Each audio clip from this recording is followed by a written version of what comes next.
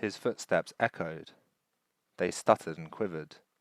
Each nervous check or turn was magnified to a chorus that could easily be mistaken for a crowd.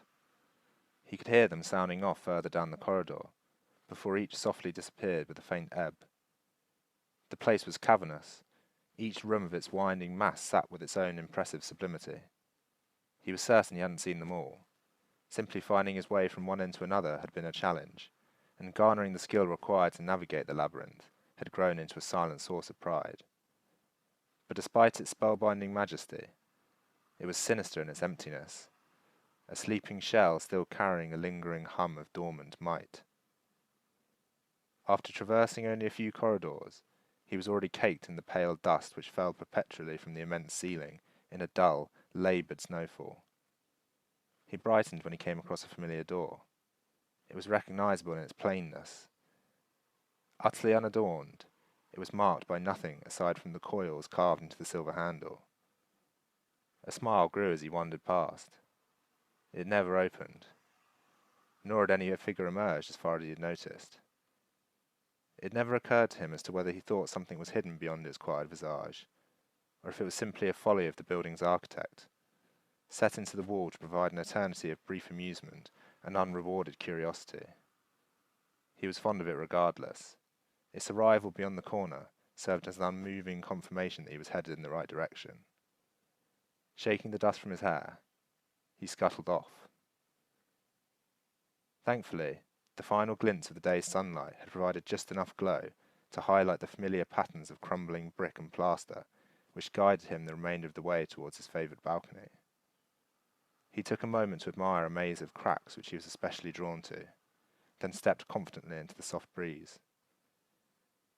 The last hint of a pale orange orb was descending below the distant horizon.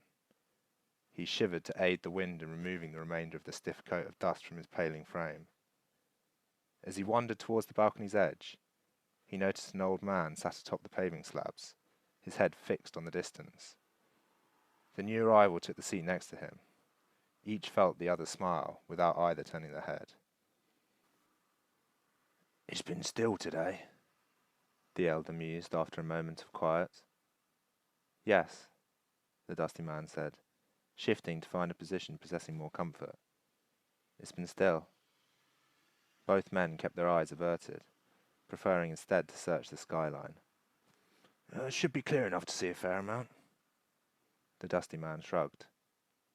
The birds will still be out then. You like the birds? The older man found a lighter note to his croaking words. No. A grave pause lingered between them. I think they scare the fish. The fish? At this, the elder man released a force of surprise his companion imagined to be beyond his capabilities. There's fish in the pool in the grounds, he hurried to clarify for fear of the old man's condition. I've seen them. Ah. The comforting, calm tone resurfaced. You're fond of the fish, then? Oh, I didn't imagine you would be. A strange melancholy seemed to descend upon the dusty man at this question. He led his head towards the stone before answering. No. But I don't like to be scared. Whistling was all that sounded for a while, as neither man could find the threads to continue the alien conversation. You know, the old man again shifted, flicking his hooded eyes across the darkening sky. Maybe they won't be so clear. I suppose, spoke the other, his eyes glinting softly. Let's wait and see.